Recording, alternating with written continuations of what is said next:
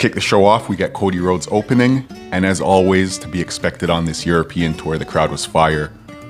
When I say I replayed Cody Rhodes' entrance just to listen to the fans sing about 5 or 6 times, no exaggeration, these guys were phenomenal. You could tell that they really appreciate having the WWE over there. Cody Rhodes gets to the ring, and he's basically chatting up John Cena. He's talking about their WrestleMania match, but he doesn't really get much out until he's interrupted by Randy Orton. Randy Orton gets to the ring, fans are singing his song, and it sounded beautiful. He gets inside of the ring, and now he's talking to Cody Rhodes. For those who don't know, Randy Orton and Cody Rhodes had a stable back in the day called Legacy, when it was Randy Orton, Cody Rhodes, and Ted DiBiase. So basically, Cody Rhodes was under the Randy Orton learning tree, and Randy Orton is just chatting up Cody Rhodes, basically telling him, I'm so proud of you, I love you, I respect you. I know back in the day when we were running mates, you weren't really always happy, but I could always see you had that desire to work, and you left the company, meaning obviously he left the WWE. He went to go join the competitors, meaning AEW. He didn't mention AEW by name on TV, but that's what he was hinting at. He said you left, you went to go reinvent yourself, you came back a better man, and look at you now. Now you're the champion. He says after WrestleMania, this is Randy Orton talking to Cody Rhodes, after WrestleMania, when you walk out with the championship, I'm next in line. But I'm not going to kick you in your balls like John Cena. I'm going to look you in your face, and I'm going to tell you I'm coming for that title. Drew McIntyre interrupts Randy Orton. And Drew McIntyre's walking to the ring, and as always, the fans are chanting his name. They love Drew McIntyre over there. They seem to love everybody over there, to be honest, but Drew tells Orton to get to the back of the line because he hasn't really done anything since he got back to the WWE. As he's walking to the ring, Drew McIntyre calls Damian Priest the Temu Undertaker, taking shots at his rival Damian Priest, and then says that he should be the one to face Cody Rhodes after WrestleMania. Cody Rhodes gets into the ring. Drew McIntyre gets into the ring. Cody Rhodes was already in the ring. And as Drew McIntyre is basically talking his crap, Cody Rhodes hits him with a quick punch. Drew's kind of dazed. He turns into the RKO attempt. He gets to push Randy Orton off. Drew McIntyre slides underneath the bottom of the rope, and he gets the hell out of there. We also find out, not too much longer than this, not too much after this, that we will have Drew McIntyre versus Randy Orton later on. Up next, we get the Street Profits versus Pretty Deadly. Street Profits go to the ring, and I just thought this theme song is so trash. Like, these guys really need to go back to the ones that they had previously. Google Street Profits theme song, and the most popular one will come up. That song was a banger. So the match happens. They're facing Pretty Deadly for the Tag Team Championships, which the Street Profits are the champions. Pretty Deadly is over in their hometown, so they get home crowd advantage. Fans are chanting up Pretty Deadly. They're chanting for them. They want them to win the match. Profits win. Basically, they hit a big blockbuster tag team move off the top rope. And I believe it was Montez Ford who went for the pin. Either way, Street Profits retain. They win. And that means we get to hear this crap theme song again. Moving on. Backstage segment. We got Chelsea Green, Alba Fire, and Piper Niven. They're challenged by the Zelina Vega to even up the odds after what happened last week, when basically it was essentially a 3-on-1 because of the outside interference. Now, I thought this meant this was going to be a 6-woman tag team match, as backstage it was Chelsea Green, Alba Fire, and Piper Niven. And it was Zelina Vega, Kaden Carter, and Katana Chance. So that's 6 women. I just assumed it would be a 6-person tag. But it happened to be a 2-on-2 traditional tag team match. We got Kaden Carter and Katana Chance versus Alba Fire and Piper Niven. After this, we see the Hall of Fame will now induct matches. And the first match that's going to be inducted is Bret Hart and Stone Cold Steve Austin when they battled at WrestleMania 13. I think this is a cool idea, and it's something nice. Like, I actually never wondered why matches weren't inducted to the Hall of Fame. A couple other matches I could think of that'll be inducted is definitely Shawn Michaels versus The Undertaker, either WrestleMania. There are a lot of matches that they could pick from, and I kind of wonder what the criteria will be. Who knows? But it's nice. It's nice to see. Moving forward from that, we cut backstage. We see Paul Heyman arriving. Gets out of a big black truck. It's just Paul Heyman walking to the ring. Zooms out. We see Roman Reigns is beside him. Paul Heyman and Roman Reigns getting ready for their big contract signing later on with CM Punk and Seth Rollins. So now we get Chelsea Green and the Secret Hervis, which is Piper Niven and Alba Fire. They make their way to the ring, and we get a tag team match poppin'. The match was pretty cool. One thing that really stuck out to me, there was a point where basically most of the women were wrestling outside of the ring, and Piper Niven jumped the ropes and damn near... So she jumped the ropes from her apron, so now she's in the ring, and she damn near jumped over the ring ropes and did a front roll onto all the competitors on the outside. I thought that was phenomenal. I didn't even realize Piper Niven could move like that. I had no clue. I thought somebody was interfering in the match. So good for you, Piper, damn. Match continues and we get some Chelsea Green outside distraction. Piper Niven hits her finish. The Secret Hervis win the match with the help of Chelsea Green. After the match, we get a beat down by the Secret Hervis. Basically, bad guys are beating up the good guys. And here we go. Zelina Vega runs to the ring like a bat out of hell to try to even up the odds. So she runs down to the ring. She's fighting the bad guys. She's trying to even the score. And the fans boo Zelina Vega, which is the good guy. But I can kind of understand it because Zelina Vega hasn't really been here for a little bit. I think she just returned from an injury. Pardon me if I'm misspeaking. And again, with the entrance music, they probably didn't even know who the hell was going to the ring. Put on top of that, add to that, that people love Chelsea Green, me included. So it's going to be kind of tough to have people boo Chelsea Green. Essentially, Zelina Vega runs to the ring and she gets beat down by the Secret Hervis. The Secret Hervis and Chelsea Green remain standing tall. They leave the ring. We get a quick promo after. We find out that The Weeknd and Playboi Carti, excuse me, The Weeknd and Playboi Carti, their song Timeless. Timeless will be the theme for WrestleMania, and this will be the 6th year in a row that The Weeknd is headlining WrestleMania with a theme song. As you can see, XO till the death of me.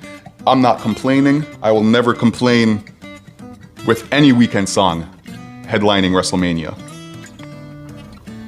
Up next, United States Championship match. We get Braun Strowman versus LA Knight. Yeah!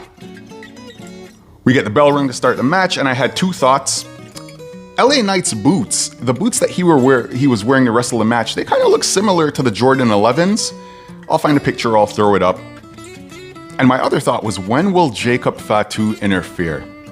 Because there's no way that Fatu doesn't interfere in this match. We will not get a clean finish. Match goes on, and essentially we get Jacob Fatu interfering. He beats down Braun Strowman, while myself and the fans love it. Fatu has such an aura to him. This dude is just money. The way he looks, the way he carries himself, the way he acts. Fatu's beating up Braun Strowman outside of the ring. The brawl goes inside of the ring. He's still beating him down. LA Knight jumps into the ring. He starts fighting Fatu. Match is over by this point. He starts fighting Fatu and he gets dropped as well. LA Knight gets the hell out of the ring. And then Fatu goes back to beat up Braun because they have beef. He hits this beautiful moonsault. He basically jumps to the middle of the ropes, jumps to the top, and then flips off. He does that twice because the fans want it twice. You can tell Jacob Fatu is going to be a babyface really soon. Just make this a triple threat match. LA Knight, Braun Strowman, and Fatu, and give this man the championship already. That's big time at WrestleMania. Next, we get a Jey Uso interview. He's hyping his brother up, saying he's 0-3 against Gunther, a little bit like last week when he was talking to Jay, but he goes, he's 0-3 against Gunther. He can get got. He's going to beat Gunther at WrestleMania.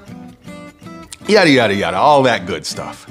He gets up and continues to walk, and then he sees The Miz and Carmelo Hayes backstage. Essentially, we set up a match between Jimmy Uso and The Miz. We get that later on. So now we cut to Jacob Fatu backstage. He's walking, he's just vibing, he's doing his thing. And Solo and Tamatanga run into him. They're like, yo, bro, like, what was that? What's going on? Like, you don't talk to us before you do anything anymore? And before Solo could even finish, Fatu was like, bro, I don't need to consult anybody for anything. When you guys ran in and interfered in my match last week, you guys didn't talk to me. And so here's what's gonna happen. When I'm handling my business, let my business be my business. I'm gonna go and win this United States Championship for the family, and I'm gonna do it with you or without you. Beautiful, beautiful.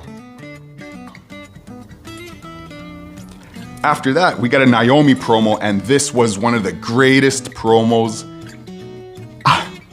I don't want to say it's the greatest promo I've ever seen, but it was up there, man. I remember standing up in my seat and pacing back and forth. Naomi just looks phenomenal. She has the black lipstick, she has the big curly hair, and she was just spitting facts the whole time. She's wrapped up in this caution tape. Hey, Naomi, if things don't work out, If that Jimmy Uso fella, if he's not treating you well, Naomi. Anyway. She's sitting there wrapped up in her caution tape. You have this little sinister music playing in the background. And like I said earlier, she's just spitting facts. She's asking Bianca who the hell Jade thinks she is. How did she come out of nowhere and essentially take my spot? Bianca, you need to not forget who inspired you and who is there for you. And with tears running down her face, it's almost like this shift in personality. You can tell she's really sad.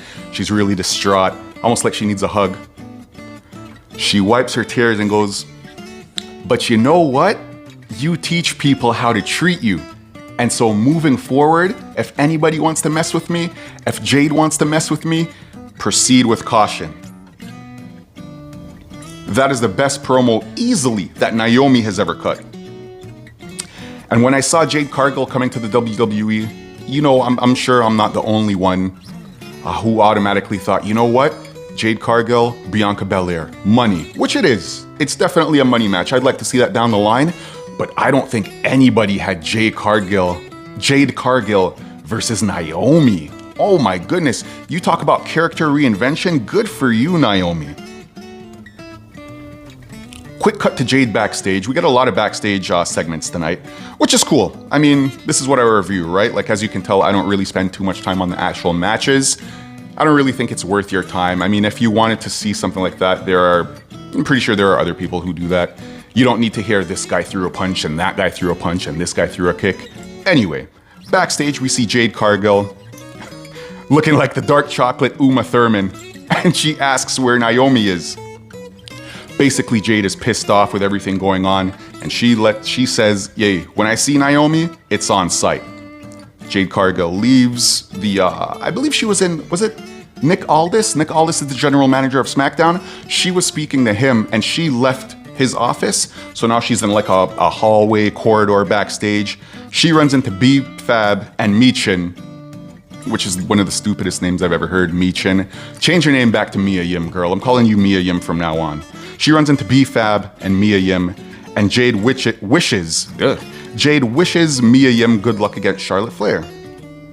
All good. So B-Fab and Mia Yim make their way to the ring, and the camera angle is facing B-Fab and Mia Yim, and behind them, so we can see Naomi. But obviously, the two ladies can't see. Mia Yim and B-Fab can't see Naomi. Naomi beats the hell out of both of them. She dog-walked both of them. Jade Cargill runs to the ring. She's looking like Bumblebee from Transformers. And as she's running to the ring, announcer Wade Barrett goes, oh, she looks like Uma Thurman. And I was like, huh, that sounds familiar. Maybe I should jump on the announce table. Where have I heard that comparison before? Charlotte and Jade have a little stare down as Charlotte's making her end. Wait, hold on. Before that, I didn't even note this. So Jade basically chases Naomi off. B-Fab is considered too injured, I guess, to stay outside of the ring. So B-Fab leaves.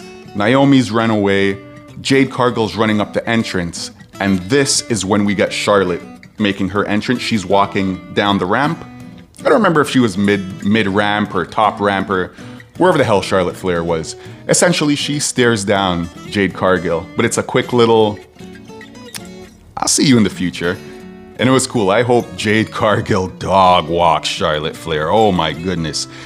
Even as Charlotte Flair was walking her way to the ring, I'm like, did you not just see these two girls get their asses beat? Like, we're really still gonna have this match? Turns out the referee asked Mia Yim if she could continue, if she still wanted the match. Mia Yim, being the plucky babyface, she said yeah. So the match starts. And before this beatdown, I didn't think Mia Yim was gonna win. I didn't think she was gonna beat Charlotte. After the beatdown, I was like, there's no chance in hell. Why are we even have this? Why are we having this match still? Like, what is Charlotte? Is she a babyface? Is she a heel? Like, what is going on with her? I always feel like Charlotte needs to take a break. And then when she comes back, I feel like she needs to take a break. I don't know what's going on there, but man, and the fans were siding with me. Almost immediately, we got FU Charlotte fans. They seem to be tired of her. Fans were chanting for Tiffany Stratton, and essentially the match comes to an end when Charlotte Flair makes Mia Yim tap out. So good for you, Charlotte. You beat up a pre-beaten up Mia Yim. Again, who is this for? It doesn't make Charlotte look any better. It doesn't really, I mean, I guess it can help Mia Yim because she can say, you know what? You've only beaten me because of the pre-match beatdown. So I guess it helps Mia Yim if you look at it like that. Immediately backstage, we got Tiffany Stratton. She's getting interviewed by Jackie Redmond, and this was phenomenal. This was a great little interview, and not to toot my own horn, but basically because it touched on what I said during the side-by-side interview, my commentary and thoughts on that. Essentially, Tiffany Stratton, being the champion, she says she has nothing to lose in the match. She's only been on the roster for a year. Charlotte says all she does is backflip and has blonde hair, which I mentioned last week. Why would you downplay your opponent like that? And essentially her point is, if I beat you, you're Charlotte Flair, you're 14-time world champion. If you beat me, according to you, I'm just a blonde who could do backflips. So, perfect. Good for you, Tiffany. I said the exact same thing last week. You never want to cut a promo on your opponent. I don't care if you're a good guy or a bad guy. What the hell do I know? I'm not a professional wrestler, but in my opinion, you never want to cut a promo on somebody that doesn't benefit you if you beat them. You know? If I just show up and I say, oh, you're crap, you're only here by fluke, nothing you do matters, you wouldn't be here for such and such and yada yada yada. If that person beats you, you look like a joke. And if you beat that person, you look like you haven't accomplished anything. So phenomenal work, Tiffany. I appreciate you stating the obvious there. Good for you. Tiffany has a bright future. I like Tiffany Stratton. I'm coming around on her. Now we get Drew versus Randy Orton. Drew's in the ring, Randy Orton's in the ring. He makes his entrance first, and Drew's making his way to the ring. And I didn't laugh. I definitely laughed when the announcer Wade Barrett says that, hey, between these two men, there are 17 world championships between them. I laughed. I said, wait 17 between both of them. Randy Orton has 14 titles. So that means Drew has 3. Although he wasn't lying, it's a bit disingenuous. And I literally said to myself, that would be like if I played for the Los Angeles Lakers with LeBron. I score 4 points, LeBron scores 60. But I run around telling my friends that, hey, me and LeBron combined for 64. I laughed. It was what it was. So the match starts. It wasn't a very long match. Drew and Randy Orton are going back and forth. And it's not long between Kevin Owens comes out. So Kevin Owens, who obviously is fighting Randy Orton at WrestleMania, he comes out, runs distraction. Drew's able to hit his Claymore kick, which is his finishing move. Randy Orton gets pinned. 1, 2, 3. Randy Orton loses the match. Drew McIntyre gets out of there. KO jumps into the ring. He starts beating down Randy Orton. He walks over to the announce table. He gets Randy Orton on top of the table. He goes for a pile driver. Randy Orton gets out of it. He fights back, and then he backs up. Randy Orton backs up. Here we go. He's going to try for the punt kick. But of course, he doesn't land it. KO gets the hell out of there, and I'm willing to almost bet anything I have that at WrestleMania, Randy Orton will kick Kevin Owens in his head. And the big thing about this kick, if you guys don't know, this is like the ultimate finisher. I don't think I remember anybody kicking out of the punt. It's literally like a football punt. You back up, you run, and you kick your opponent right in his head. So good luck getting up from that. After that, we got a Rey Fenix promo, and he's gonna debut next week on Smackdown. To me, he was a luchador. He's a luchador. I know nothing about Rey Fenix. I think maybe he's coming from AEW. I want to say I was scrolling on Instagram and I saw something about Rey Fenix, some Rey Fenix highlights. He might be from AEW. I'll confirm later on. But I know nothing about him. I know we got a new luchador debuting next week on SmackDown. Now we get Jey Uso versus The Miz. Oh, pardon me. Jimmy Uso versus The Miz. This match was nothing too special. Nothing really caught my attention. Jimmy Uso hits the big super kick, flies off the top rope with a splash. Jimmy Uso beats The Miz, jumps on the announce table, and cuts a promo against Gunther, who he's facing on Monday Night Raw. Basically says like, hey, I'm coming for you next.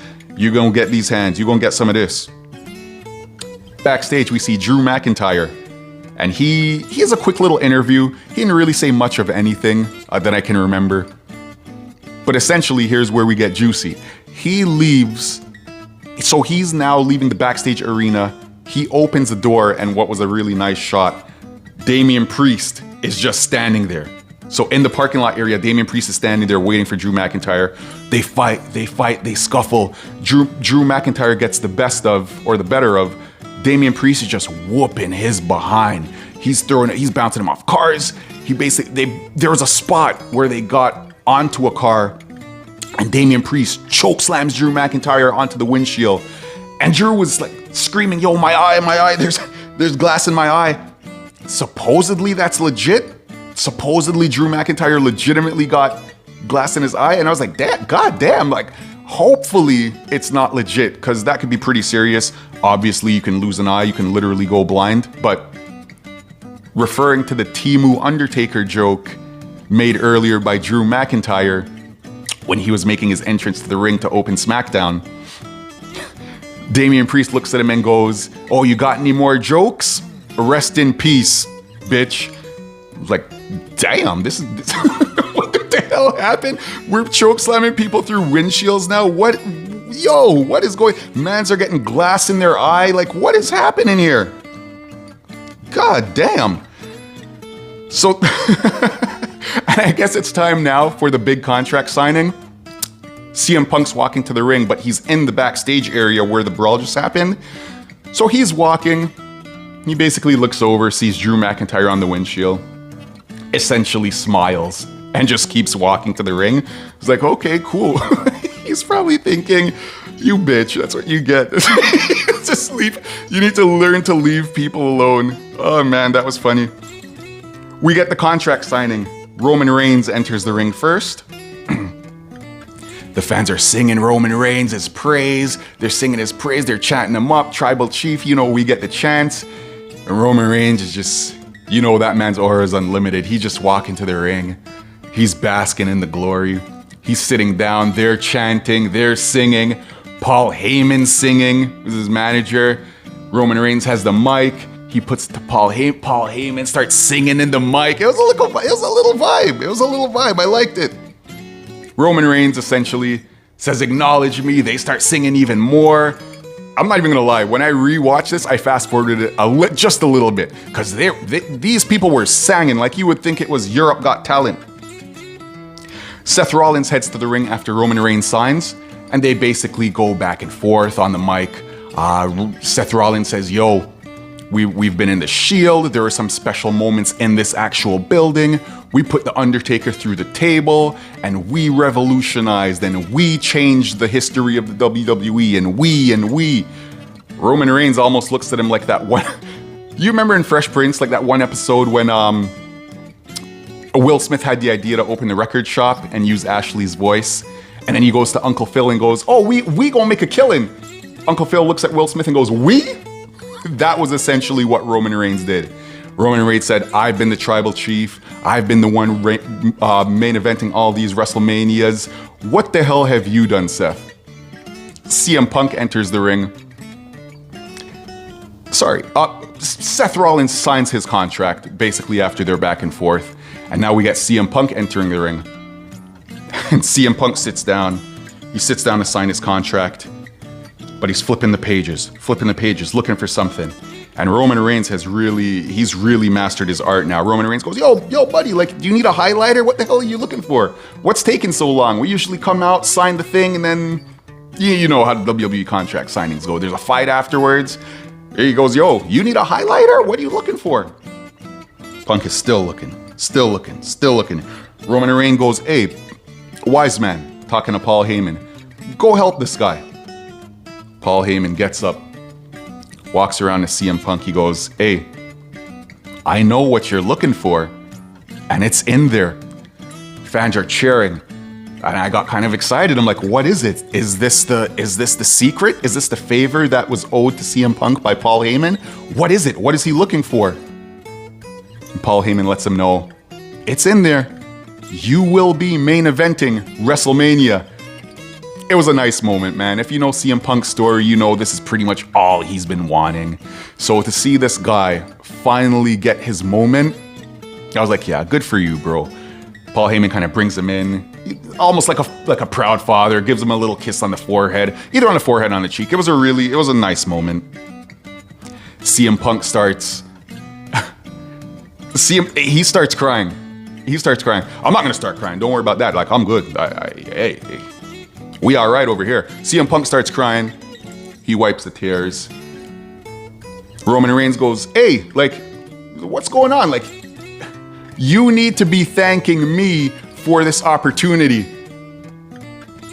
Whoa, before that, Seth Rollins is pissed. Because you know Seth Rollins hates CM Punk. He can't stand it. This guy looks like a kid in a grocery store throwing a temper tantrum because his mom told him to put back the Fruit Loops. We ain't getting that. He's throwing a temper tantrum. He's yelling. He literally turned cherry red. Seth Rollins is pissed off. Roman Reigns says, hey, one man's dream is another man's paycheck. This guy's damn near sitting there celebrating. But he goes, yo, you need to thank me for you being in this position. And shockingly, granted almost sarcastically, CM Punk gets down on a knee and he goes, you know what, my tribal chief, thank you. Thank you for letting a little kid from Chicago main event WrestleMania, and thank you for letting me live my dreams. And then he goes, he thanks Chicago, he thanks the England crowd, he thanks everybody. Everybody's getting thanked. And then he stops. And then he says, but that's not the favor I was owed. He drops the mic. He leaves. The show ends. I'm wondering what this favor is. Could it be Paul Heyman's services? Are we going to see Paul Heyman align himself with CM Punk? Because we know they had a little bit of history. Punk was running with Paul Heyman before Heyman was running with Roman Reigns. But maybe that's too obvious. I don't know. What else could it be, though? And this is the main event. This is the last thing people will see on night 2 of WrestleMania. Maybe Brock Lesnar comes back, but what does that have to do with CM Punk? I don't know. I could sit here all day and ramble on. Let me know what you guys think Let me know what you guys think the favor that is owed to CM Punk will be. Oh man, I don't know. I'm excited. WrestleMania season is around the corner. I'm gonna do something special for night 2 of WrestleMania. And I'm gonna add it to the channel. It's gonna be really cool. I haven't done anything like this before. So stay tuned. The Saturday of WrestleMania, so night 1, I'll more than likely do a similar style review to this. But night 2, I got something special for y'all on this Sunday. So tune in. Let me know what you think that favor is. You guys have a good night. Enjoy the rest of your weekend. Peace out. I'll see you for Monday Night Raw.